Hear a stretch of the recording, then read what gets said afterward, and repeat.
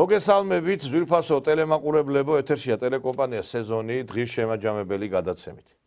დღეს 8 მაისია მეგობრებო ახლოვდება ჩვენი დიდი გამარჯვების დღე. დღეს მთელი პოსტსაბჭოური სივრცე არის აი ამ დღით ცხოვრობს რომ ყველა აღნიშნავს პომპეზურად 9 მაისს. რუსეთზე საერთოდ ლაპარაკი ზედმეტია, იმიტომ რომ იქ საერთოდ ყველა ქალაქში იგრძნობა დღესასწაული, ტელესტუდიებში სადღესასწაულო განწყობილება, ბელარუსშიც იგივე სიტუაცია არის, ასევე ასეთივე განწყობილებებია პოსტსაბჭოურ ქვეყნებში. ერთადერთი ჩვენთან აი მხოლოდ ერთი დღით 9 მაისს მივლენ კიკვიძის პარკთან, დაალაგებენ ქანთარიას ზეგთან, ისიც ქანთარია თუ არა ვერ გაიგებ კიდე სამოქალაქო ფორმაში, რატო უნდა იყოს ქანთარიას ქანდაკება. რამით ხო უნდა განსხვავდებოდეს სამხედრო პირი ჩვეულებრივი სამოქალაქო პირისაგან.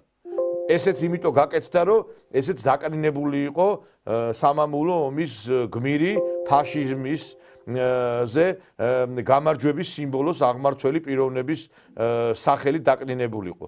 მე ვფიქრობ, რომ ჩვენ ეს გამარჯვება დიდი ომი, დიდი სისხლის ფასად მოვიპოვეთ. პროცენტულად ქართველებმა 300 ყველაზე დიდი გაიღეს, 300,000 ქართველი დაიღუპა და ამიტომ ჩვენ უნდა აღვნიშნოთ ეს დღე სათანადოდ და მე ვფიქრობ, რომ აი ხელისუფლებამ უნდა ბოლო-ბოლო მიიღოს გადაწყვეტილება, გამოვიდეს დასავლეთის წეხიდან და ვეტერანებს და საერთოდ ამ ომში გამარჯვების აღნიშვნის სიმბოლო დაუბრუნონ. კაცო, შეიძლება ეხლა 9 მაისს ეხლა საბჭოთა სიმბოლიკის გამოყენება აუგზალო ადამიანებს და რა LGBT დროშით გამოვიდნენ, როცა ამერიკის შეერთებულ შტატებში, მაგალითად, ირლანდიაში, კანადაში, ავსტრიაში, ყველა ევროპულ ქვეყანაში ყველა გამოდის საბჭოთა სიმბოლიკებით. აბა რითი უნდა გამოვიდეს? ეს იყო სიმბოლო, მაშინ ხალხო, ეს იყო სიმბოლო. და გაუგებარია ეს ყველაფერი. დღეს ჩვენ ამ თემებზე ვილაპარაკებთ სწორედ იმ ადამიანთან, იმ პიროვნებასთან, რომელიც უშუალოდ ამ თემის ირგვლივ უამრავი ნაშრომის ავტორია და თან ისტორიკოსიც არის და ისტორიულ მოვლენასთან ახლა გვაქვს საქმე ჩვენ. ამიტომ გადავწყვიტეთ ბატონო დიტო ჩუბინიძე მოვიწვიოთ გადაცემაში. მოგესალმებით ბატონო დიტო.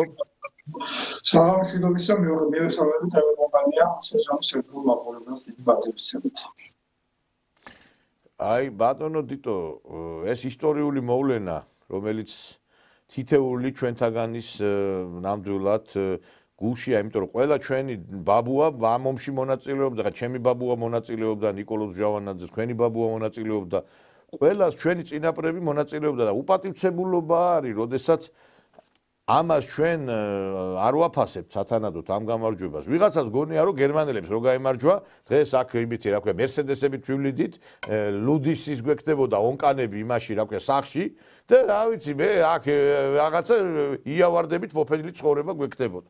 რა სიტყოდით ამ დღის მნიშვნელობაზე და თავად იმაზე, რომ რაღაც დამოკიდებულება, რომელიც არის მე მგონი გადასახედი. კიდევ ერთხელ მოგესალმებით დიდი პატრიოტიზმით. ულოცავ სრულიად საქართველოს ფაშისტურ გერმანიაზე გამარჯვების დღეს, ფაშიზმზე გამარჯვების დღეს, ფაშიზმი ჰიტლერის დამარცხებით, მესამე რაიქის დამარცხებით, ფაშიზმი არ მომკვდარა, არ განადგურებულა.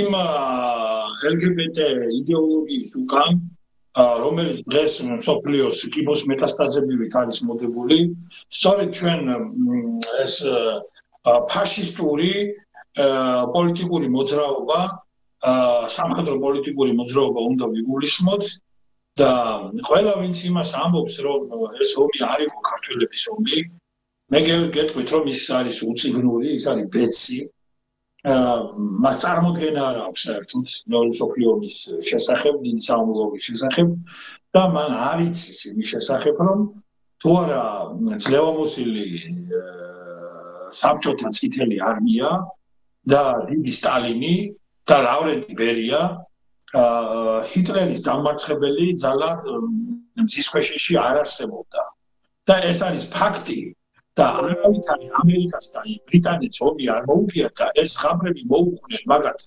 თავიანთ LGBT აგენტურას საქართველოში და მოუყვნენ თინა ხიდაშვილს და აი ეს თინა ბოგუჩავას 300,000-ზე მეტი კაცი დაკარგა მეორე მსოფლიო ომში პატარა საქართველო და ვერ წარმოიდგენთ ძვირფასო მეგობრებო და 300,000 კაცი იყო აი ამოდენა იმპერიის ორი უზარმაზარი იმპერიის ამერიკის შეერთებული შტატებისა და დიდი ბრიტანეთის მსხვერპლი 300,000 ერთმა დაკარგა და 300,000 მეორემ და 300,000 დაკარგა პატარა საქართველო 41 წლის 22 ივნისიდან მას შემდეგ რაც დიდი საომარი ომი დაიწყო საქართველოში სამხედრო კომისარიატებთან ქართველი ბიჭების ცოცხალი რიგი არ განელებულა 700,000-ზე მეტი კაცი წავიდა ომში და აქედან 300,000-ზე მეტი ცოცხალი არ დაბრუნებულა უფრო მეტიც 1945 წლის 30 აპრილს სწორედ ქართველმა მელიტონ ხანთარია რუს მიხეილ ეგოროვთან ერთად 21 საათსა და 50 წუთზე ოფიციალურად რაიხსტაგის თავზე აღიარა წითელი დროშა. ქართველები იბრძოდნენ ყველაზე ძიმე და ბნელ და სისხლიან უბნებზე. 1944 წლის 29 ივნისს დაიწყო და აგვისტოს ბოლომდე დასრულდა კაცობრიობის ისტორიაში უდიდესი სახმელეთო ოპერაცია, რომელსაც ქართველი გენერლის ბაგრატიონის სახელი ეწოდა. ქართველი გენერალი, გენერალ-პოლკოვნიკი პორფილე ჩანჩიბაძე ხელმძღვანელობდა აღმოსავლეთ პრუსიაში მაშინდელი ქალაქ კენიგსბერგის დღევანდელი კალინინგრადის შტურმს. ეს იყო მთელ მესამე რაიხში ერთ-ერთი ძალიან მაგრად დაცული ციხესიმაგრე და ამისთვის გენერალ-პოლკოვნიკმა პორფილე ჩანჩიბაძემ პირადად სტალინისგან მიიღო საბჭოთა კავშირის გმირის წოდება. 1942 წლის 25 ივლისს დაიწყო ბრძოლა კავკასიისთვის, რომელიც 53 წლის 9 ოქტომბერს დასრულდა. ამ ბრძოლაში ქართველებმა ითამაშეს გადამწყვეტი როლი ქართველმა გენერალმა კონსტანტინე ლესელიძემ შეუძლებელი შეძლო პირადად ლავრენტი ბერიამას, რომელიც უშუალოდ ხელმძღვანელობდა საბჭოთა დივერსანტების ქართველი დივერსანტების ჯგუფებს. ბერია გადაცმული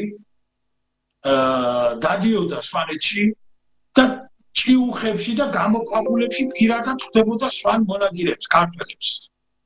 მოკლედ არ ვიცი რა, ეხლა არ დარჩენილა უბანი, კუთხე, ფრონტი, სადაც ეს ქართული ნიჭი ზეობა არ ყოფილიყოს.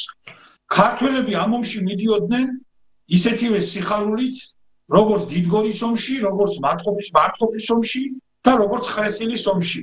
700,000 კაცს, ბატონ ნიკოლოზ, ომში ძალით ვერ წაიყვან.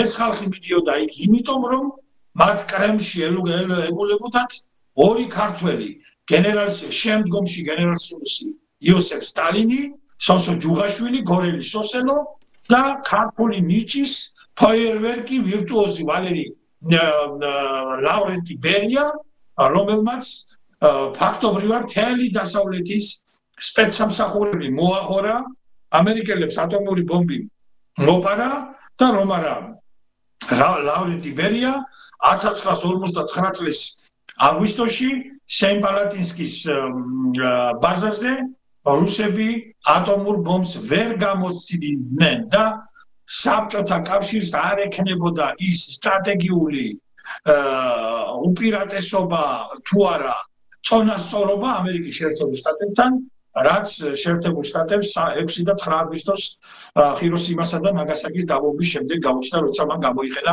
კაცობრიობის ისტორიაში ატომური ბომბი პირველად. ასე რომ ეს ომი იყო ჩვენი ომი, ბატონო ნიკოლოზ. ქართველები ამ ომში იბრძოდნენ საქართველოს სახელით, ქართველი სტალინის სახელით და ამ ომს ყავს ერთადერთი გამარჯვებული გენერალ-სიმუსი იოსებ სტალინი და საბჭოთა კავშირის მარშალი ლავრენტი ბერია და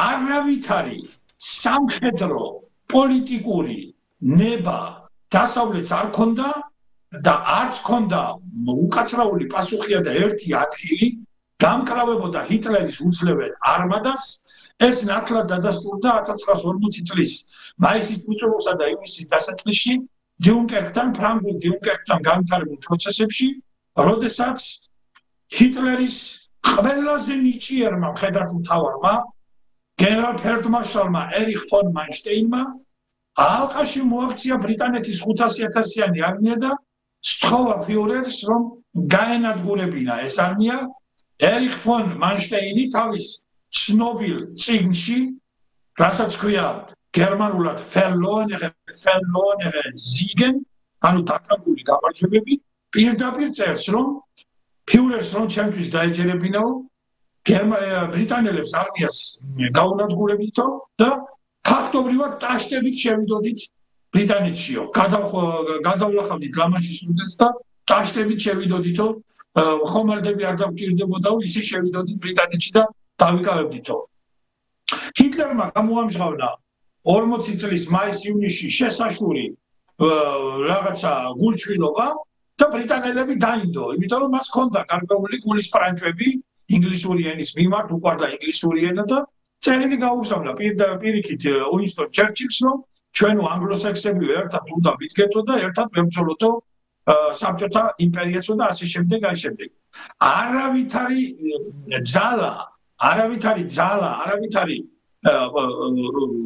მოკლედ საბრძოლო ჟინი მაშინ არ ქონდათ დასავლეთის მოკავშირეებს პირიქით ისინი აჭიანურებდნენ ყოველნაირად ბრძოლას უნდათ რომ მთელი ომის სიმცირი საბჭოთა ხალხზე გადასულიყო და ასეც მოხდა და ამიტომ იყო რომ ნაცვლად 42 წლისა მოკავშირეებმა მეორე ფრონტი გახსნეს მხოლოდ 42 წლის 6 ივნისს ოპერაცია ოვერლორდი როცა ფაქტობრივად უკვე ომის ბედი გადაწყვეტილი იყო მათ ფაქტობრივად იყიდეს გამარჯვება ბატონ ნიკოლოზ ისინი გამარჯვებულ სტალინს და საბჭოთა კავშირს აეტორღია როგორც ქუჩის ძაღლები აეტორღიალებიან ერთმანეთს და ისე აეტორღიალენ ისინი სტალინს აი ამ დიდ გამარჯვებაში ეს არის სიმართლე კი ბატონო იყო იქ ლენგლიზის აქტი და რაღაც დახმარებები იყო მაგრამ ისტორიული სიმართლე ეს არის ჰიტლერის არმადა წელ ხერხემალში გადატეხა 53 წლის თებერვალში სტალინგრადმა და საბოლოო ჯამში წითელმა არმიამ რომელსაც ხელმძღვანელობდა ქართველი იოსებ სტალინი აი ეს არის ისტორიული სიმართლე და ეხლა დანარჩენი ეს ჩერჩილის მოგებული ომი ვიარ მინახავს მე ვიცი ბრიტანელების მიერ ჩადენილი მეორე სისაძაღლე ომის დროს, როდესაც ინდოეთში დაახლოებით 30 მილიონამდე კაცი შიმშილი გამოხოცეს, როდესაც შეიქმნა იმის საიშრება, რომ იაპონია რაღაცნაირად 42-43 წლებში შეიძლება შემოჭრილიყო ბრიტანეთის კოლონიებში, ჩამოართვეს საცოდავ ინდოელ გლეხებს ყველა სატრანსპორტო საშუალება, რომ იაპონელებს არ ესარგებლათ და შემდეგ ამან გამოიწვია უზარმაზარი შიმშილი მოსავლის მარჩლეულის სურსათის ტრანსპორტირება ვეღარ მოხდა და 1 მილიონიდან 29 მილიონამდე ინდოელი დაიღუპა შიმშილით დახოცეს ხალხი ამ ნაძირალებმა და რაც მე-19 საუკუნეში ჩაიდინეს ინდოეთში როდესაც ინდოელ პატრიოტებს ზარბაზნებს იაბამდნენ და ისე ხოცავდნენ მე შიმშილით დახოცეს 42-43 წლებში მაგათ ვის რა უნდა ელაპარაკო საერთოდ და მაგათი მოგებული ომი არ გაიშვა უკან კარში არა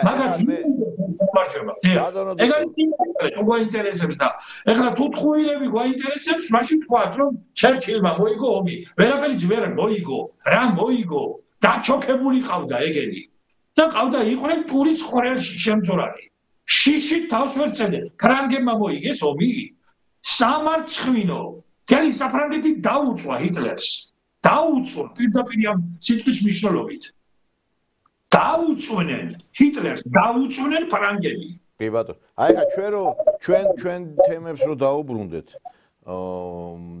აი თქვენ ერთი ახსენეთ ძალიან საყურადღებო ფაქტი არ შეიძლება 700,000 ქართველი ძალით წაიყვანოს სამამულო ომში და ქართველი კი არა 700,000 კაცი ძალით ვერ წაიყვანს ხო რა თქმა უნდა და მე ჩვენ არაერთი ფილმი ვნახეთ შექმნილი ამ ბოლო პერიოდში, სადაც ქართველები ყავთ გამოყვანილი, თითქოს ძალით მიყავთ. აი მაგალითად ადრეც თქვი, გადაიღეს ქერჩი, უამრავი ფული ჩადეს, უამრავი სპეცეფექტებია, თვითონ აი იგრძნობა, რომ ძალიან დიდი ფული ჩაიდო.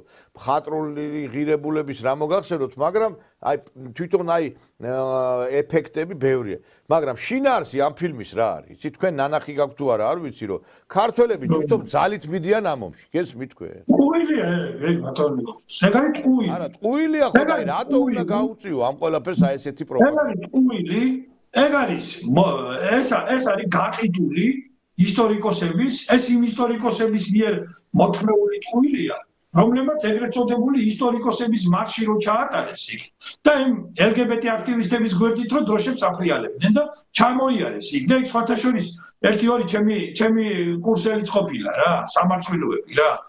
აი ისტორიკოსების მარში რო მოაწყოს ამ ოროსნებმა, ესენი არიან ოროსნები, რა ისტორიკოსები. და ვინ წაიყვანეს ძალით?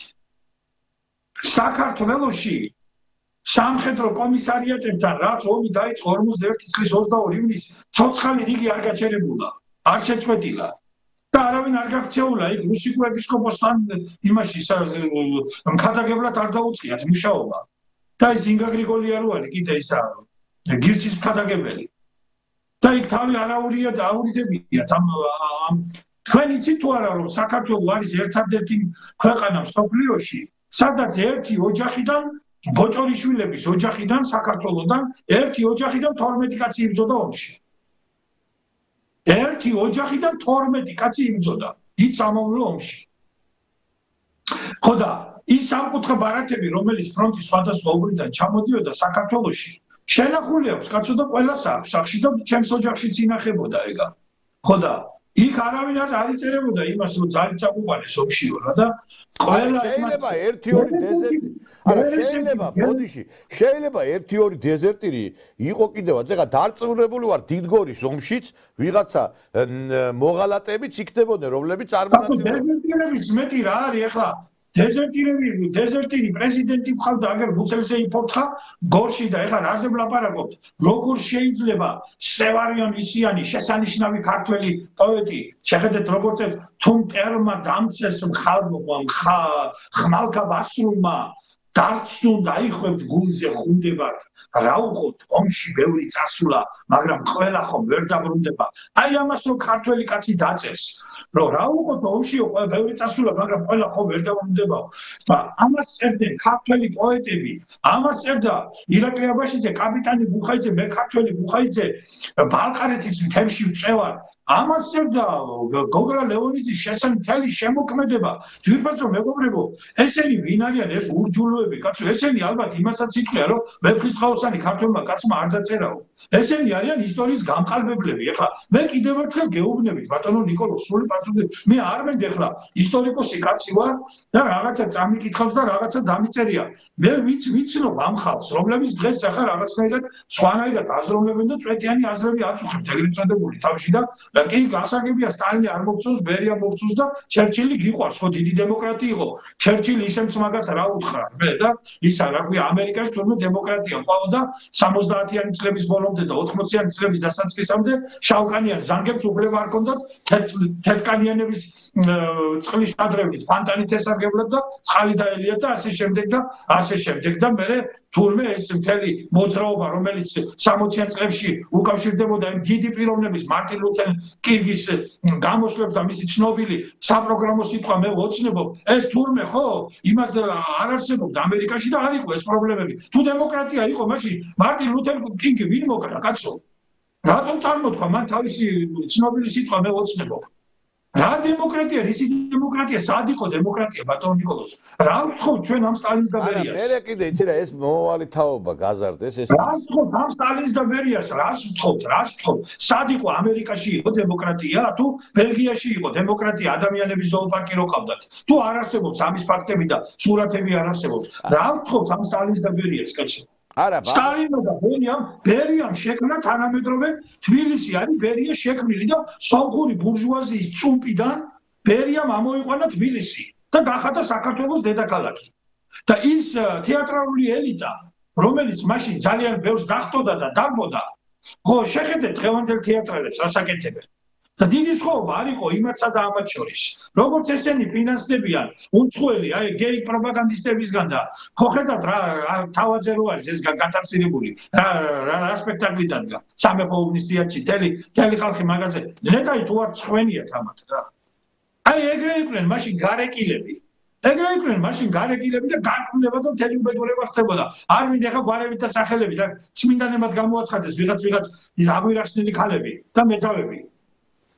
მაშინაც ისინი იყვნენ და იქ არა ეხა დათათავა ეხა წარმოგიდგენია თქვენ დაეკრავდნენ აღმად და ხანისხლებოდნენ და ხანისხდებოდნენ დანოსებით დაგბოდნენ უცხოეთში კაცო არა ბატონო რამდენი გასწავლებზე წავიდნენ არა ბატონო თითო ერთი რამე უნდა ითქვას ეხა აი ჩვენ სხვათა შორის გუშინ წინ ვლაპარაკობდით თქვენ ჩემთან იყავით აქ და დათათავაძე რომ დადგა სპექტაკლი ტიტლიკანა კაცი რო არის უკანალით რო აჩვენე ესე იგი სად ეს გმირები და ბერიას დროს რო ეგ ბოდიში ბერიას დროს ეგეთი რო სპექტაკლი დადგულიყო იტყოდნენ რომ ბერიამო რატო მოახდინაო რეპრესიები ბიჭო არაფერ რეპრესიებს არ მოახდენდნენ, მე გეტყვით რა მოხდებოდა.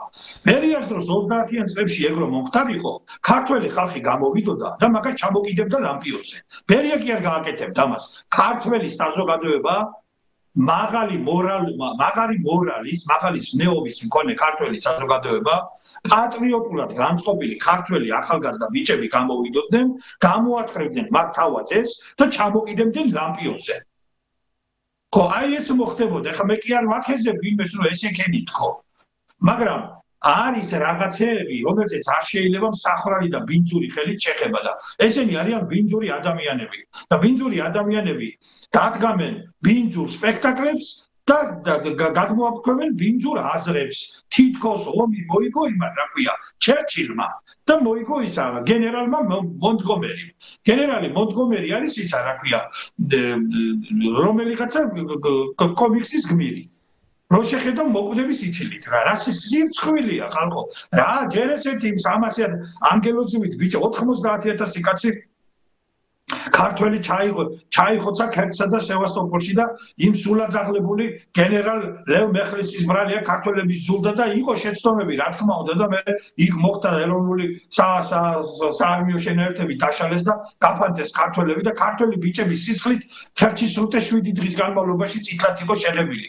ეს ნაზირლები ახლა გამოდიან და რაღაცებს ხროტავენ და ბოდავენ კაცო.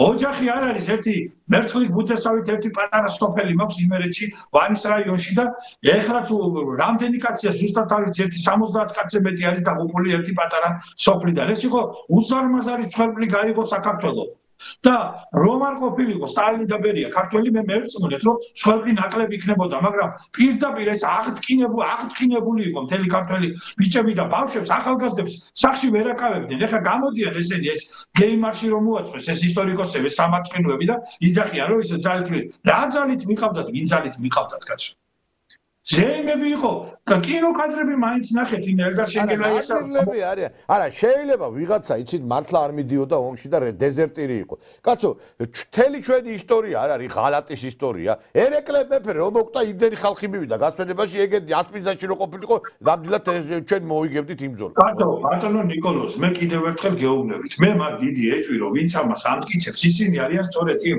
დეზერტირების და იმ მოღალატეების თავმოვლები და შვილიშვილები და უნდათ რომ ხო გაიგონიათ რომ პაპისო ნაჭამაო თხემალმაო შვილიშვილსო მოკვეთაო კბილებიო უნდა თავიანთი წინაპრების აი ღალატიანი საქციელის გამართლება ამით თემი ზეიმი იყო საქართველოში კაცო თვეების განმავლობაში აუღებელი სუხრები იყო საქართველოს ზეიმობდა და ის იყო ჩვენი გამარჯვება ერი იყო მოწყურებული გამარჯვება ჩვენ გავიმარჯვით იმ ომში საქართველოს იმ ომში გაიმარჯვა იყო უზარმაზარი მსხვერპლი მაგრამ იყო დიდი გამარჯვება ხა თილიკო გლიაშვილი არის დიდი პოეტი ჩემთვის უდიდეს პატივს და გასაგებია მისი ტკივილიანი ლექსია რომ ვისომში მიდიხართ ბიჭებო ვისომში დაიმტრევთ ტორებს 300,000 თევდორე 300,000 ფორე გასაგებია დიდი იყო მსხვერპლი ასეთი უზარმაზარი მსხვერპლი ჩვენ ერთ ომში არ გქონია ალბათ თემურლენგის დროს თუ მქონდა იმ 17 წლიან ჯოჯოხეთსა და კუნაპეთში 1386 წელს რომ დაიწყო და 1403 წელს გაგრძელდა, მაგრამ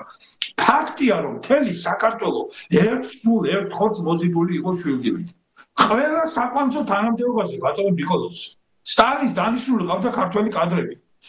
ფაშისტური გერმანიაში საბჭოთა კავშირის ელჩი იყო გიორგი დეკანოზიშვილი, ვლადიმერ დეკანოზიშვილი. ეს უნიკალური პიროვნება, ეს უდიდესი ქართველი. და 41 წლის 1 მაისს სტალინი იყო უკვე ყველაფერი იცოდა.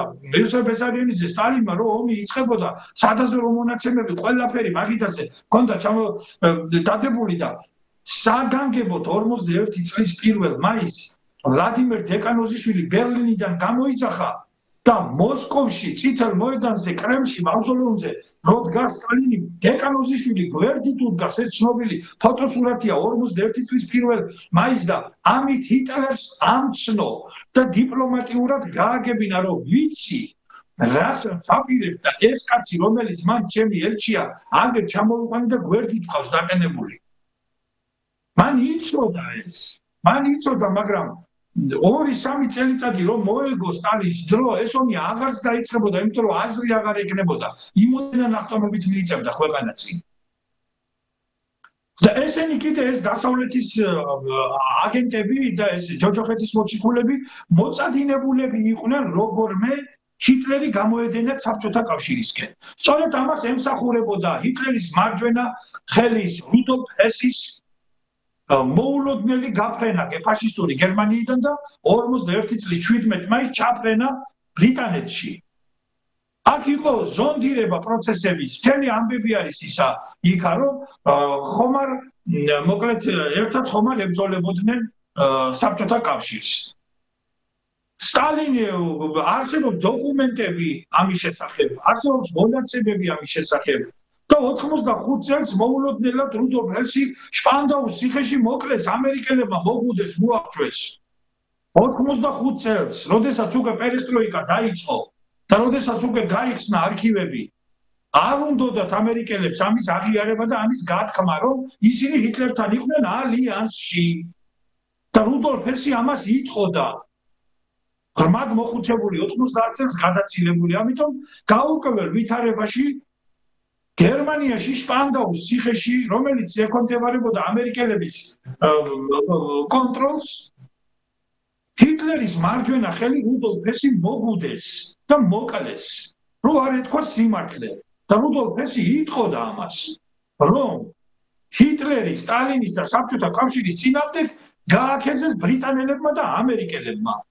როგორც გააქეზეს ეს ავადმყოფი ზელენსკი ნაძირალებმა, თავად ნაძირებდა ზელენსკი და დაღუპეს უკრაინა, აი ზუსტად იმ კარტს ათამაშებდნენ. ამიტომ ჩვენ ეხლა შეიძლება მოგწონს, არ მოგწონს, ბევრი რამე არ მოგწონს, მაგრამ ბიძინა ივანიშვილს ყველაფერი რო დაუკარგოს ისტორია, არ დაუკარგავს იმას, რომ მან ქვეყანა ომისგან იხსნა.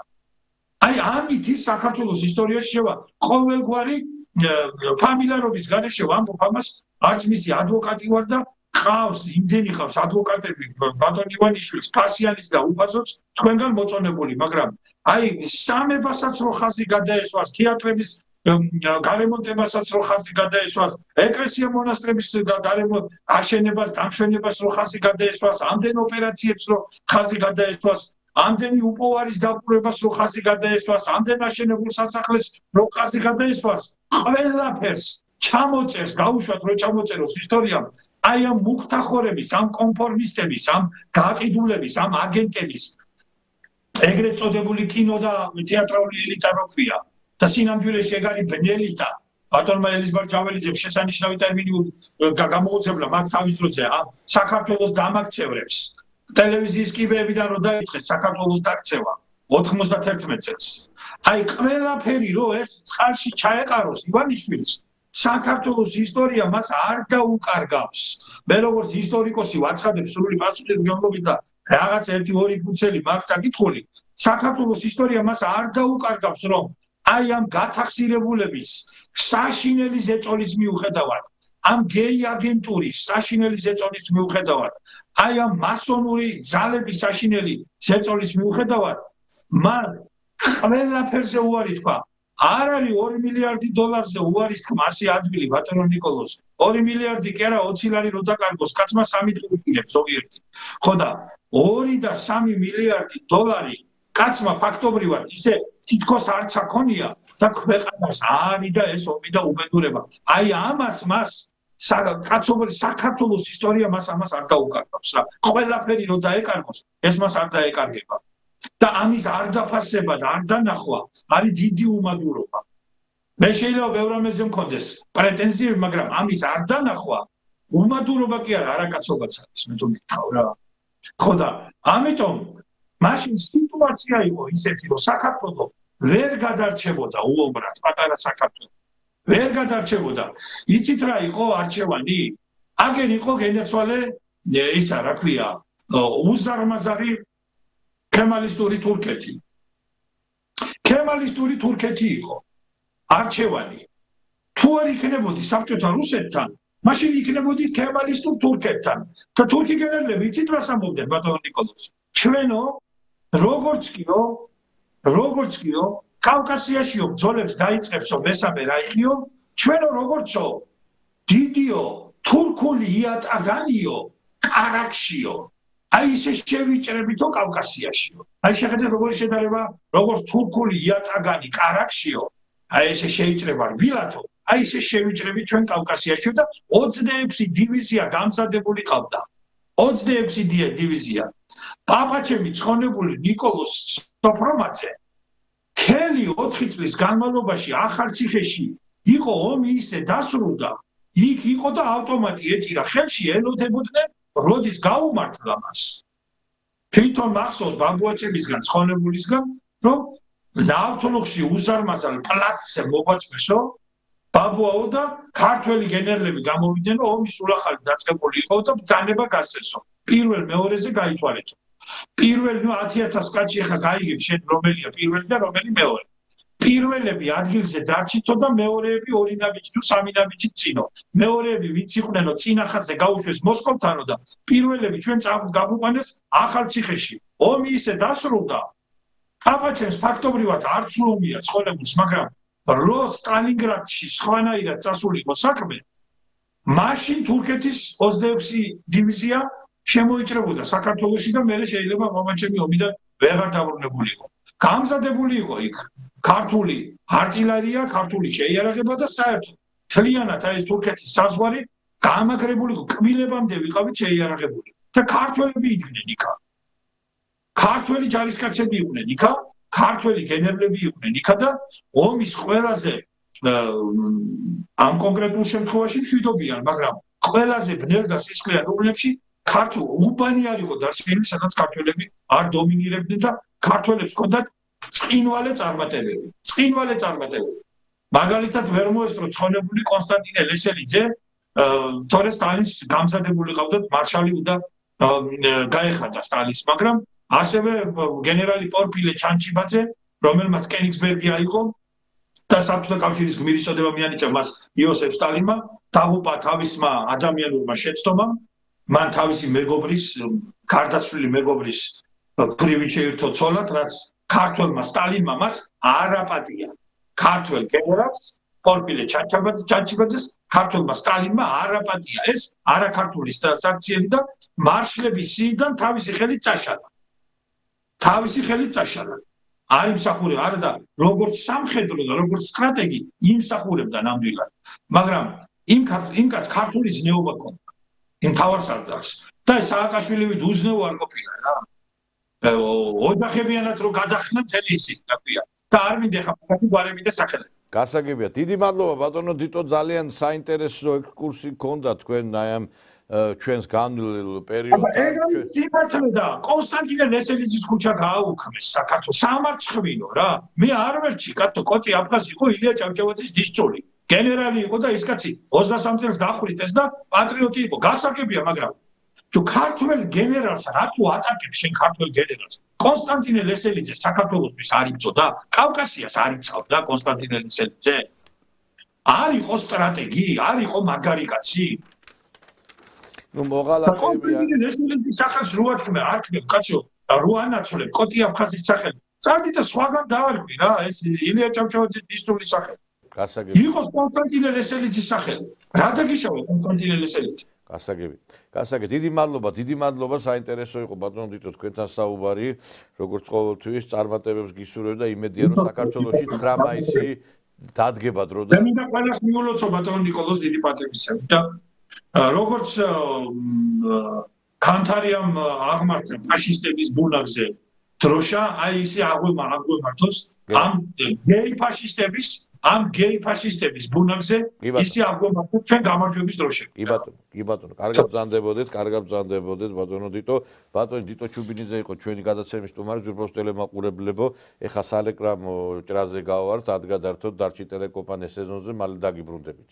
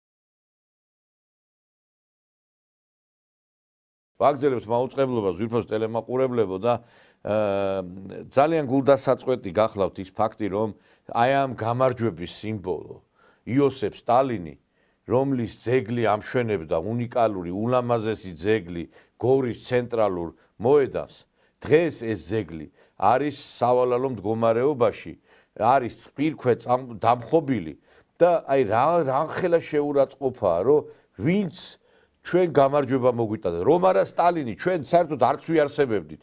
ვიღაცას გონია, რომ სტალინი რომ არ ყოფილიყო, აქ გერმანული მერსედესებით ივლიდნენ და გერმანული წყობა იქნებოდა ამ იდიოტებს.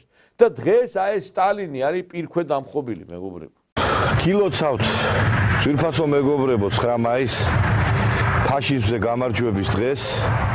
დღეს მთელი ცივილიზებული მსოფლიო აღნიშნავს ამ დღეს, გარდა რა თქმა უნდა სოდომისტებისა, გარდა დასავლეთის აგენტურისა, მასონებისა, გლობალისტებისა, მათთვის ეს რა თქმა უნდა გლოვის დღეა. ევროკავშირის ელჩმა დღეს მოგვიძლოცა ჩვენ ევროპის დღე. ესე იგი, როგორ უნდათ ამ არარაობებს რომ გააყალბონ ისტორიის აი ესეთი ბედნიერი წუთები რა. ფაშიზმზე გამარჯვების დღე შეცვალეს ევროპის დღეებით. თუ გინდა ევროპის დღე დაარქვით იმას, რა ქვია, რაც კიდაც ის დაარქვით, თქვენ გამოგონილ დღესასწაულებს და თუ გინდა მესაჯდომეების დღე დაარქვით და ელბე გეების დღე დაარქვით. 9 მაისი არის ფაშიზმზე გამარჯვების დღე, არავითარი ევროპის დღეები დღეს არ არის. და იმიტომ ებძვიან ყველაფერ აი ამ დღესთან დაკავშირებულს, რომ ისინი არიან თვითონ იდეოლოგები ფაშიზმისა. ისინი თვითონ სულით ხორცით ფაშისტები არიან. თანამედროვე დღეს ევროპის ლიდერები. დღეს ალბათ თქვენ გაგიკვირდებათ, რატო ვერთვებით ჩვენ ამ გადაცემას, რატო ვიწყებთ ამ ადგილიდან. წესით ჩვენ უნდა ვიწყებდეთ ამ გადაცემას გორის ცენტრალური მოედნიდან, იმიტომ რომ გორის ცენტრალურ მოედანზე იყო ფაშიზმის დამარცხების სიმბოლო. და დღეს აგერ ადგილას, სადაც რაღაც გარკვეული ობიექტია სამრეწველო, არის მოტანილი ეს უდიდესი ქართველი ზეგლი, უდიდესი ადამიანის, ფაშიზმის დამარცხებელის, პროლეტარიატის ბელადის, ჩვენი იოსებ ჯუღაშვილის ზეგლი, რომელიც ნაცისტურმა რეჟიმმა ჩამოაგდო 2008 წელს და აი აგერ მოიტანეს და მე მინდა განახო თუ რა მდგომარეობაშია დღეს ჩვენი სასიქადულო ქართველის იოსებ სტალინის ზეგლი.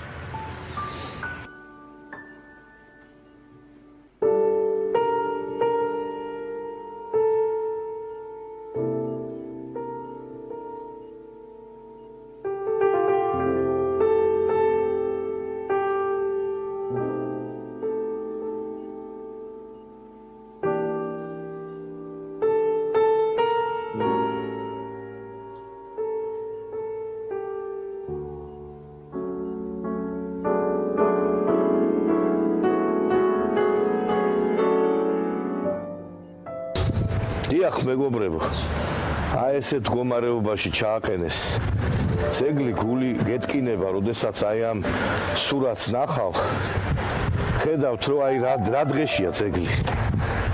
ზეგლი ახლა არის რაღაცა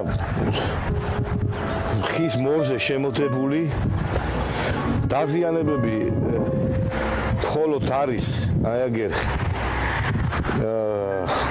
სტალინის ზეგლის აი ამ ფეხთან ორი დაზიანება აქვს, ეს ალბათ აღების დროს, ჩამოხსნის დროს იქნა დაზიანებული, მინდა რომ მე ანახოთ. სხვა მხრივ დაზიანებები ზეგს არ გააჩნია. ეხლა ალბათ იკითხავთ, ეს სტალინის ზეგლი სად არის, რატო არ ამბობო? ერთ-ერთ გარკვეულ სამრეწველო ობიექტთან არის ეს განთავსებული. ხა მე არ მინდა შეგნებულად დასახელება ვიღაცამ კითხავს რომ აი რა თქვი სად არის აბა ეს ზეგლი დადებული.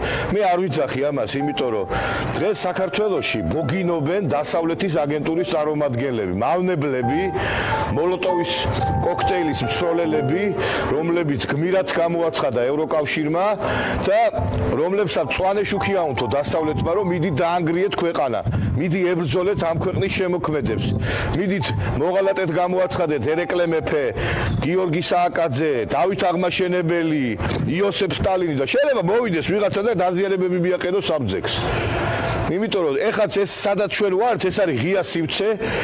კი არის რაღაცა გარკვეულწილად ეს ობიექტი იმ კუთხით დაცული რომ შემოღობილია, მაგრამ სრულად მაინც ეს ზეგლი დაცული არ არის. მე არ ვასახელებ, იმიტომ ამ ზეგლის ადგილსამყოფელს, იმიტომ რომ ევროკავშირმა გმირად გამოაცხარა მოლოტოვის კოქტეილის ცოლელები. დასავლეთმა გმირებად გამოაცხადა საქართველოსთვის ტყვის მცროლელები. პოლიციელების დამწველები და ქვეყნის მტრები გამოაცხადეს ერის სასიკადულო მოღვაწეებად. ამიტომ შეიძლება მოვიდეს ვიღაცა და აფეთქოს ეს ძეგლი აქ რა, გაგიკვირდება თუ რა? ეხა სანამ მე მოვიდოდი აქ ორი ნაძირალა უცხოელი, როგორ მონახეს ეს ძეგლი, მე არ ვიცი, ინგლისელი, დაინახეს რომ მომქონდა ეს გვირგვინი და მინდოდა პატივი მიმეგო ძეგლისთვის და ინგლისურად მითხრეს, რომ აქ იყვნენ შემომჯდარები თალამ ძეგლზე და თქვენი იყოსო ეს ძეგლი მთლიანადო. კი, ახლა მიხვდებით, რასაც ვეთყოდი კახურად მე მაგათ ხო და ოღონდ ინგლისურად უთხარი კახური იმითი რა აქცენტებით. ახლა ეს ძეგლი რა მდგომარეობაშიც არის? იმ მდგომარეობაში არის ჩვენი ქვეყანა ძვირფასო მეგობრებო. აი როგორი დაცემულიც არის საქართველოს, ისე არის დაცემული ეს ძეგლი. და აქედან გამომდინარე, რეალობა არის ეს. ქვეყნის მდგომარეობას ასახავს ეს ძეგლი. მე მინდა ხელისუფლებას მივმართო, რომ ჩვენ იოსებ სტალინი რომლითაც ამაყი იყო თითეული ქართველი 1956 წლის 9 მარტს ტყუილა თავი კერდი არ შეუშვერია ტყუისთვის ქართველებს რომ სტალინის კულტის წინააღმდეგ ბრძოლა რო დაიწყო დაძირალა ხრუშოვმა უამრავი ქართველი შეეწირა იოსებ სტალინის სახელს უამრავი ქართველი შეეწირა იოსებ სტალინის სახელს როდესაც სამამულო ომში ყვიროდნენ ისინი როდესაც მიდიოდნენ ფაშისტური გერმანიის წინააღმდეგ საბრძოლველად როჯინუს დასტალინაო და ჩვენ მადლიერმა შთამომავლობამ აი ეს ადგილი მიუჩინეთ მას მე მინდა რომ გორის მერს შესაბამის უწყებებს საქართველოს ხელისუფლებას მივმართო რომ 2024 წლის 9 მაისს ანუ 1 წლის შემდგომ ეს ძეგლი დააბრუნოს თავის პირვანდელ ადგილად. თან როგორ დააბრუნოს, იცი ის მოედანი კიდევ უფრო კარგად გაკეთდეს. საპატიო ყარაული დაუწესეთ ამ ძეგლს და პატივი მიაგეთ ამას. როცა მთელი მსოფლიო, მთელი ამხელა მეგასახელმწიფო ჩინეთი დღესაც ამ კაც პატივს მიაგებს. მე მახსოვს, როდესაც ეს ძეგლი იდგა, ჯერ სტალინის მუზეუმში მიდიოდნენ, მერე მოვიდოდნენ და ყვავილებს მიუტანდნენ ამ ძეგლს და პატივს მიაგებდნენ იოსებ სტალინს. და ჩვენ ახლა აი ამ ნაგავს რაღაცა მიგდებულ ადგილას უნდა მოვიდეთ, რომ აქ ყვავილები მიუტანოთ ამ უდიდეს ადამიანს საქართველოსი? ადამიანს, რომელმაც საქართველოს ააშენა, აღორძინა, საქართველოს საბჭოთა კავშირში გახადა შვეიცარია მოწინავე სახელმწიფო და რომ არა დამპალი მოდერნიზებული ამერიკის იმპერია და რომ არა ბრიტანეთი დღეს ტაოკლარჯეთით საქართველოს შემადგენელი ნაწილი იქნებოდა. თქვენ კარგად იცით ნატოში შეათრიეს თურქეთი იმის გამო რომ საბჭოთა კავშირს არ დაებრუნებინა ის წართმეული მიწები რომელიც წაართვეს მაშინ ჩვენს სამშობლოს, მაშინ ჩვენი სამშობლო იყო საბჭოთა კავშირი. და თქვენ უნდა იცოდეთ ერთი რამ, რომ სააკაშვილმა, რომელმაც 2008 წელს კარგად გახსოვთ, დიდი ზარზეიმით აი ეს ძეგლი რო ჩამოაგდო და რა სიხარული იყო, გახსოვთ ალბათ. მინდა რომ გაგახსენოთ ეს კადრები.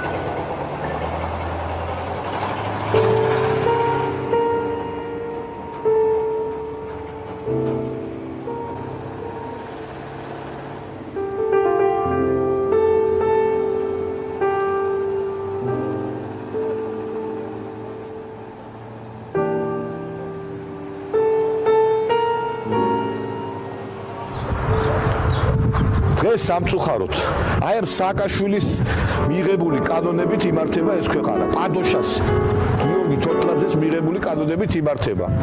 რომ ესე იგი საბჭოთა სიმბოლიკები არის დაუშვებელი, ანუ წითელ დროშას დღეს ვერ დაიჭერს ხელში ვერავინ. დღეს სტალინის სურათს ვერ დაიჭერს, იმიტომ რომ ესე გადაწყვიტეს. აბა ჰიტლერის დროშებით გამოვიდეს ეს ადამიანები, იმაზე რა ქვია, მოედაზე? თუ ჰიტლერის დროშებით, სურათებით უნდა გამოვიდეთ. აი ეს არის ბედის უკუღმართობა. თან ესე იგი ნაციონალებს მიწაშინდებენ და თან კიდე ნაციონალების კანონებით ცხოვრობენ. ეს უნდა დამთავრდეს ეს რაღაცა სულელური ტრაგიკომედია. ეს ზეგლი კიდე დააბრუნეთ პირვანდელ ადგილას. ეს არის ქართველი ხალხის მოთხოვნა. და აუცილებლად აღასრულეთ სამართლიანობა. ძალიან სამწუხაროა ეს ყველაფერი, რასაც უყურებთ და მე ახან იოსებ სტალინზე მიდგა საუბარი, ასევე დაუფასებლობა იყო და გამოჩენილი და საკმაოდ უდიერად მოექცნენ იოსებ სტალინის შვილს ვასილი სტალინს, რომელსაც ნაძირალა ხრუშოვმა განაჩენი გამოუტანა, ციხეში გაუშვა, სადაც ის მძიმედ დაავადდა, მერე შემდგომ მისი დევნა დაიწყო, იმიტომ რომ ძალიან კარგად იცოდა ვასილმა, რომ მამამისი მოკლეს და მოკლეს სწორედ ხრუშოვმა და ხრუშოვის თანამებრძოლებმა. ნუ 1000 ვერსია ვრცელდება, ვინ იყო ჩარეული, ვინ არა, მაგრამ ფაქტი ერთია, რომ ხრუშოვი ამ ყველაფერში მონაწილეობდა ვასილი სტალინის წინააღმდეგ და იოსებ სტალინის წინააღმდეგ. და მე როდესაც მოსკოვში გავხდით, არ შემეძლო, რომ ტრაიკუროვსკის სასაფლაოზე არ მისულიყავი და პატივი არ მიმეგო იჩვენა ყველაზე დიდი ქართველისთვის და დიდი ქართველის შვილისთვის ვასილი სტალინისთვის, რომელიც ასევე მონაწილეობდა სამამულო ომში, ისიც გმირი იყო. ის სიცოცხლეს წირავდა, იმიტომ რომ როდესაც იქ საბრძოლო შეტაკებებზე მიდიოდა თავისი ხომალდით, საჰაერო ხომალდით, კაცმა არის შეიძლება ჩამოეგდოთ და გაენადგურებინათ. ამიტომ დიდება მის სულს და მართლაც სამარადისო ხსოვნა ვასილი სტალინს.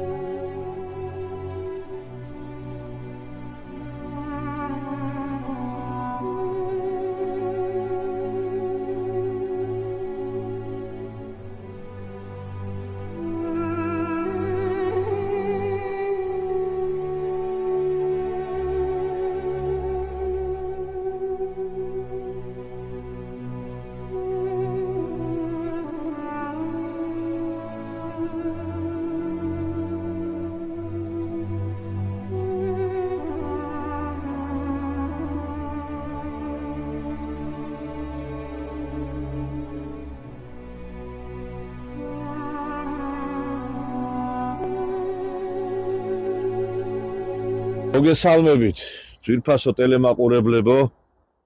ჩვენ ვიმყოფებით, ალბათ ხვდებით, ვის სასაფლაოზეც, ტრეიკუროვსკის სასაფლაოზე ვართ, მოსკოვში. ყოველთვის მინდოდა პატივი მიმეგო იოსებ სტალინის დიდი შვილისთვის, ვასილი სტალინის საფლავისთვის პატივი მიმეგო მისი სულისთვის და დღეს ეს მოვახერხე ჩემი მეგობრის პაპუნა ფიფიას დახმარებით. სიმართლე რო გითხრათ, 1.5 საათი ამ საფლავს ვეძებდით. კი, ვიცოდით, მე-13 ნაკვეთი იყო, მაგრამ ეს ტრეიკუროვსკის სასაფლაო არის ტყე. ტყეში შემოდიხარ, ნაკვეთებად არის დაყოფილი და რო შემოხვალ, აი ესეც რუსების დიდ კულტურაზე მეტყველებს, რომ ყველა სასაფლაოზე მანქანით მისასვლელი არის, ბილიკები არის და აი მართლა ცივილიზებული ერის შტაბ-ეშტილება სტოვებს და ჩვენთან სამწუხაროდ საფლავზე რომ მიხვალ, კაცი ან კისერს მოიტეხავ, ან საფლავსაც, ან მიცვალებულს რომ მიიტან, შეიძლება კისერი მოიტეხო და მიცვალებულის კუბო დაგეცეს თავზე. და ესეც უკვე ცალკესაუბრის თემაა, მოკლედ აღარ მინდა ამაზე ლაპარაკი. დღეს ჩვენ ვიმყოფებით ვასილი სტალინის საფლავზე, ამოტიფრულია აქ ვასილი სტალინი არა, ვასილი ჯუღაშვილი და ეს საფლავი, მისი საფლავი და მისი ცხედარი გადმოსვენებული იქნა 2002 წელს ძვირფასო მეგობრებო. ვასილი სტალინი კარგად მოგეხსენებათ, იყო რომ თავდაპირველად, როდესაც ის გადასახლებაში იყო ყაზანში 1962 წელს გარდაიცვალა ყაზანში, იქვე დაასაფლავეს და 40 წლის შემდგომ მისი ქალიშვილის ტატიანა ჯუღაშვილის გარკვეული დიდი მეცადინეობით და დიდი აი გარკვეული მუშაობის შედეგად მას სურდო და მამამისი ყოფილიყო მასთან ახლოს, გადმოსვენებული იქნა 2002 წელს 40 წლის შემდეგ მოსკოვში მისი უკანასკნელი მეუღლის მარია იგნატიევას გვერდით. მარია იგნატიევაც 2002-ში გარდაიცვალა და როდესაც დაასაფლავეს მარია იგნატიევა, შემდგომშიაც უკვე 2002 წელში გადმოასვენეს და ერთად იქნენ დასაფლავებული ამ საფლავზე. ვასილი სტალინი ნამდვილად დიდი ქართველი იყო. ის იყო ერთგული მამამისისა და დაიჩაგრა ცხოვრებაში სწორედ იმიტომ, რომ ერთგულების გამო დაიჩაგრა. მან კარგად იცოდა, რომ ხრუშოვი იყო მამამისის მკვლელი და ხრუშოვის მთელი ბანდა. და როდესაც ის მამამისი გარდაიცვალა, თავის მეგობრებს უთხრა, როდესაც არ იქნება მამაჩემი, არც მე მამყოფებს ვინმე კარგად და მეც ვერ ვიქნები ისე როგორც საჭირო იქნებაო. და ამიტომაც დაიწყო რეპრესიები მის მიმართ, როდესაც მან დაიწყო მხილება ხრუშოვისა და რომ გაეჩერებინათ და გაეჩუმებინათ, დაიჭირეს მკაცრი ტიპის დაწესებულებაში ამყოფეს და ჯოჯოხეთად უქციეს მას მთელი თავისი ცხოვრება. ვასილი სტალინი იყო უდიდესი ადამიანი, იმიტომ რომ როდესაც საბრძოლო ოპერაციებში მონაწილეობდა, პარაშუტს არ ატარებდა, იმიტომ რომ ტყვეთ არ ჩავარდნოდა გერმანელებს და ბევრი ლაპარაკობს რაღაც ფუფუნებაში, განცხრომაში. კი, რა თქმა უნდა, ეხლა სხვებისგან განსხვავებით პრივილეგირებული იყო, იმიტომ რომ ამხელა დიდი უდიდესი ადამიანის რუსეთის იმპერიის შემქმნელის იოსებ სტალინის შვილი იყო და ის ვერ იქნებოდა ჩვეულებრივად, მაგრამ მას გავლილი აქვს სამამულო ომი, უდიდესი როლი აქვს ჯანსაღი ცხოვრების განვითარებაში, სპორტ საზოგადოება, რომელსაც ხელმძღვანელობდა ის, იყო მოწინავე, შექმნა უნიკალური ბაზები მან, ყავდა უნიკალური ნიჭიერი სპორტსმენები აქ გაერთიანებული და ყოველთვის ცდილობდა, რომ ჯანსაღი ცხოვრება ყოფილიყო, ჯანსაღი ცხოვრების იდეოლოგი ყოფილიყო ის რუსეთში. და სამწუხაროა, რომ ის როგორც მამამისი არ არის დაფასებული დღეს რუსეთში. და ვასილი სტალინი ყველას დავიწყებული ყავს. ჩვენ გადავწყვიტეთ მოვსულიყავით აქ ჩვენი სისხლის და ხორცის. ვასილი სტალინი, ვასილი ჯუღაშვილი არის ქართველი, როგორც იოსებ სტალინი, როგორც ჩვენ, მის სარღვევში ქართული სისხლი ჩქებს და ამიტომაც ჩვენ ამოვედით, რაცა პატივი მივაგოთ მას. ნათელში იყოს ვასილი სტალინი, მისი მეუღლე ქალბატონი მარია იგნატიევა და ერთი მინდა ვთქვა მეგობრებო, თითოეულმა ქართველმა, რომელიც ჩამოვა მოსკოვში, მას შემდეგ რაც მოინახულებს იოსებ სტალინის საფლავს წითელ მოედანზე, აუცილებლად უნდა მოვიდეს და მოინახულოს მისი შვილი, რომელიც ერთგული იყო მისი, ერთგულების გამო, იოსებ სტალინის ერთგულების გამო დაისაჯა ვასილი ჯუღაშვილი. ნათელში იმყოფს ჩვენი დიდი ქართველი შვილი და ღმერთმა ქნას, რომ სათასასუფეველი ქონოდეს მას იმ ქვეყანაში. აი ბატონ დიტო ჩეეხო რომ 300,000 ქართველი დაიღუპა. ეს მართლა ძიმე დანაკლისი იყო ჩვენი გენოფონდისთვის, მაგრამ ვინაიდან ამხელა მსხვერპლი გაიღო ჩვენმა ქვეყანამ, იმ წუთასვე დაიწყო საბჭოთა კავშირის მიერ საქართველოსთვის დახმარების გაწევა.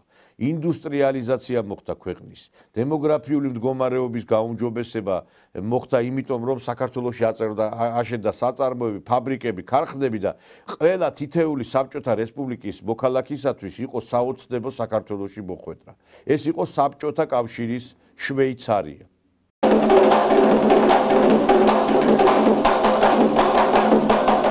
Для большинства советских граждан Грузия всегда была чем-то вроде райского уголка. Здесь никогда не затихал вечный праздник жизни. Вино, шашлыки, танцы и невероятный колорит местных обычаев притягивали сюда людей со всей страны. В Советском Союзе Грузия считалась самой богатой из всех 15 республик. Начиная с времен правления Сталина, республика получила огромные, почти немыслимые привилегии. Уровень потребления здесь в 4 раза превосходил уровень производства. По подсчетам грузинских экономистов, в 1990 году уровень потребления каждого жителя Грузии оценивался в $42 тысячи США. Это в 4 раза больше, чем в среднем по Советскому Союзу, и почти в 11 раз больше, чем в современной Грузии. Союзное руководство безвозмездно выделяло дополнительно $33 тысячи в год на каждого жителя Советской Грузии. Простые советские граждане, попадая сюда, удивлялись уровню благосостояния жителей республики. Ни в одном советском городе не было столько автомобилей, а добротные каменные грузинские дома были совсем не похожи на деревянные избы нищей российской глубинки. Любимицу всей страны, первую среди равных, сказочную Грузию, воспевали поэты, художники и певцы.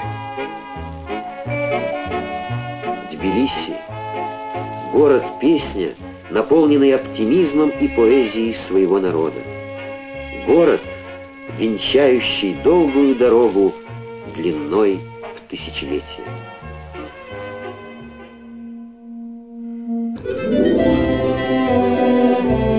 В послевоенное время восстановленная советская Грузия дала миру сотни великих людей. Многие уроженцы республики, получив образование в московских университетах, вошли в число прославленных деятелей мировой науки, культуры и искусства. Поти, Сухуми, Гагры и другие грузинские города были излюбленными местами отдыха политической и культурной элиты Советского Союза.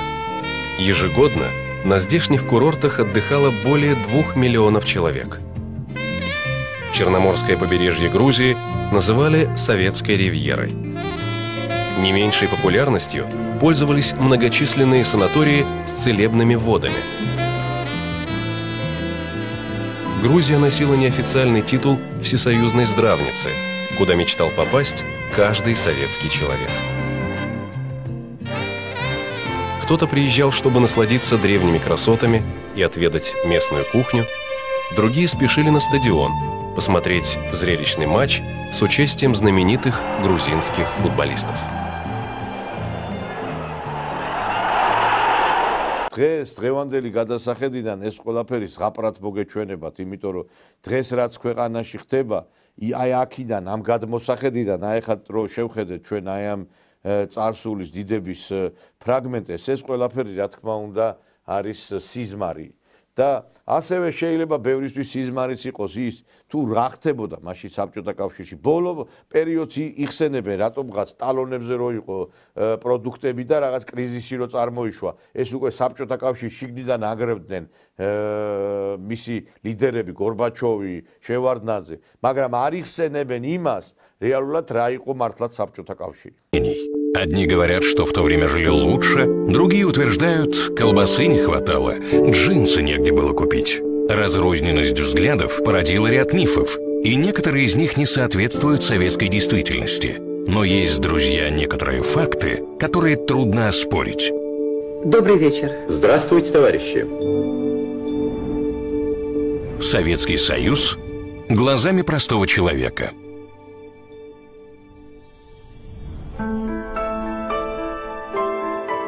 Для обычного человека, жившего в то время, Советский Союз – это не доллар по 76 копеек, не самая мощная в мире армия и не всесильный КГБ. То есть простой человек знал, что армия и КГБ его надежно охраняют, но сам этой мощи не видел, как не видел своими глазами и всей грандиозности промышленности и темпов роста экономики. Зато видел другое. Советский Союз – это когда ты идешь по улицам родного города в любое время суток, и никто не то что не нападет, слова грубого не скажет. Решетки на окнах первого этажа? Да вы с ума сошли, квартира же, не тюрьма. Железные запирающиеся двери в подъездах? Что за дикость? Не только подъезды, но и подвалы с чердаками были нараспашку, и никаких бомжей и наркоманов в них отродясь не было. Советский Союз – это когда ты знаешь всех жителей своего дома, даже если в нем 300 квартир, и можешь зайти в любую квартиру за солью или спичками, например. Советский Союз – это когда ты вешаешь белье после стирки во дворе, и тебе даже в голову не придет, что кто-то может украсть или испачкать, потому что не было такого на твоей памяти. Советский Союз – это когда ветеран заходит в автобус, и пол автобуса встает, освобождая место. Заходит ветеран в магазин, и все расступаются, пропуская его без очереди. А большие магазины работали по тому же принципу, что сейчас супермаркеты. Набираешь товар в тележку и идешь на кассу. Вот только никаких охранников там не было, и камеры видеонаблюдения из каждого угла не торчали, как в колонии особого режима. И выходов мимо кассы было сколько хочешь, и ведь никто ничего не воровал. Советский Союз – это когда по телевизору не горы трупов и расчлененки, не лохотроны «Отправь СМС на короткий номер», не силиконовые проститутки и не быдлый юмор ниже пояса, а добрые фильмы, познавательные передачи, спокойные ночи, малыши, после которой ребенок тихо засыпает. Спокойной ночи, друзья. Советский Союз – это лучшее в мире образование. И самое главное, что оно было бесплатное. Гарантия работы по специальности. Советский Союз – это бесплатные спортивные секции по всем видам спорта, пионерские лагеря, курорты, санатории.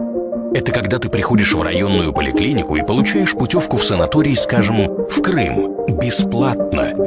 Потому что врач нашел у тебя какие-то незначительные проблемы со здоровьем и решил, что тебе стоит его поправить. Советский Союз – это когда на Кавказе не терроризм и наркотики, а курорты, санатории и лучшая в мире минералка. А на Украине не бандеровцы со свастиками, а бескрайние пшеничные поля, авиационная и танковая промышленность, чистые города и добрые счастливые люди. А Прибалтика – это не марш СС и не чистка евроунитазов половины взрослого населения, а производство высокоточной электроники и радиотехники, автомобилей и знаменитых на весь мир бальзамов, высокие зарплаты и вылизанные до блеска даже по меркам СССР улицы. Советский Союз – это когда милиционер воплощает в себе образ советского героя, который не наказывает, а воспитывает. И все это не ради продвижения по службе, а просто потому, что он советский милиционер.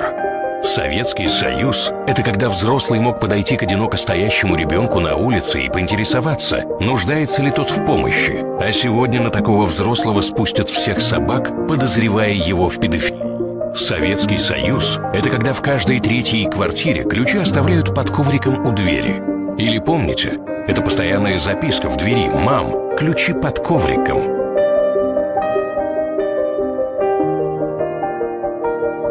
Советский Союз – это когда автоматы с газировкой на каждом углу, и граненые стаканы в них всегда были на месте, а в телефонных будках лежали справочники. Интересно, сколько бы минут они пролежали сегодня? Советский Союз – это когда ты женился, и на работе тебе дали однокомнатную квартиру. Бесплатно. Родили ребенка, первого или второго, где как, и поменяли тебе однушку на двушку. Дальнейшее расширение семьи, обычно третий, четвертый ребенок, и поменяли двушку на трешку. Бесплатно. Ипотека? Что за слово такое иностранное? Не знаем, что оно означает. Советский Союз – Это когда можно полгода не заходить в магазин и все равно знать все цены. Если батон полгода назад стоил 24 копейки, то он и сегодня так стоит. Хотя нет, можно ошибиться. Мог подешеветь до 22. А вот зарплата каждую весну немного, но стабильно подрастала. И рубль, забытый между страниц старой книги, найденный через 10 лет, это такой же рубль, а не обесценившаяся бумажка. Даже подороже, чем 10 лет назад. Одна из самых навязчивых советских реклам – «Храните деньги в сберегательном банке». Если, конечно, они у вас есть. А знаете почему? Потому что стимула не было. Они и в чулке не хуже хранились. Ни инфляция, ни квартирные кражи советскому человеку не грозили. Советский Союз – это когда быть сталеваром или полярным летчиком было так же престижно, как сейчас банкиром. А слово «бандит» произносилось не с восторженным придыханием, как в 90-е, а с брезгливым презрением. Ну а слово «террористы» для советского человека звучало так же непонятно и фантастично, как злые трехглазые осьминоги из другой галактики. Советский Союз – это когда до такого извращения, как охранники в школах, никто бы в жизни не додумался. Самым грозным человеком в школе была уборщица тетя Валя, а уж вызов к директору звучало для школьника, как военный трибунал. Ну как еще объяснить тем, кто не застал всего этого? Представьте то место, где вам было спокойней, уютней и надежней всего. Свою детскую комнату, например, или бабушкин дом в деревне. У кого что? Представили? Вот так же мы чувствовали себя в любой точке нашей необъятной страны. და აქედან გამომდინარე ჩვენ უნდა დავაფასოთ ყველაფერი ის რისი მეშვეობითაც ჩვენ დღეს ვარსებობს. დღეს თუ საქართველოში არის უამრავი საწარმო, ფაბრიკა, ქარხანის ნარჩენი, ეს იმის ბრალი არის, მეგობრებო, რომ ეს ჩვენ არ შევინარჩუნეთ. დიახ, არ შევინარჩუნეთ, თორე ნარჩენები კი არა, საწარმოები და ფაბრიკები გვექნებოდა ჩვენ. აი მაგალითად როგორც ბელორუსში. ბელორუსმა შეინარჩუნა, იმიტომ რომ მას აღმოაჩნდა ლიდერი ალექსანდრ გრიგორიძე ლუკაშენკო, რომელმაც გამოიჩინა ვაჟკაცობა, გამოიჩინა ქვეყნის პატრიოტობა და რუსეთთან ურთიერთობის შედეგად მოახდინა იმ სიმძლავრეების შენარჩუნებაც და ახალი საწარმოების გახსნა. სწორედ ამიტომ იყო გუშინ ჩვენ რო ლაპარაკობდით ჩვენ გადაცემაში, რომ საქართველოს გადარჩენა, აღორძინება და ჩვენი ხსნა არის რუსეთთან ურთიერთობაში. ჩვენ აგერ 30 წელი ამერიკელებთან ვართ, დასავლეთთან ვართ და რა მივიღეთ? გაცამტვერებული ქვეყანა, დაშლილი დანგრეული ეკონომიკა, დემოგრაფიული კრიზისი და ერთი აშენებული საწარმო მანახეთ, რომელიც დასავლეთმა აგვიშვენა საქართველოს. მათ ააშენეს ბორდელები, ააშენეს LGBT ესე იგი ორგანიზაციები და დააკუცმაცეს და გაანადგურეს ჩვენი ქვეყანა. აი ეს არის მათი მუშაობის შედეგი. აქედან დასკვნების გამოტანა ძალიან ნადვილია. დიდება სამამულო ომში დაღუპულ გმირებს, დიდება ჩვენს წინაპრებს და ჩვენ ნამდვილად არასდროს არ დავივიწყებთ აი იმ წინვალე გამარჯვებას და იმ სამამულო ომს, ომშიც ჩემი ბაბუა, თქვენი ბაბუა, ბებიები, ჩვენი წინაპრები ბრძოლობდნენ. ამით მე მინდა დაგემშვიდობოთ ძვირფას ტელემაყურებლებო, ჩვენ უკვე შემდგომ გადაცემაში შევხვდებით ერთმანეთს. კარგად ბრძანდებოდეთ.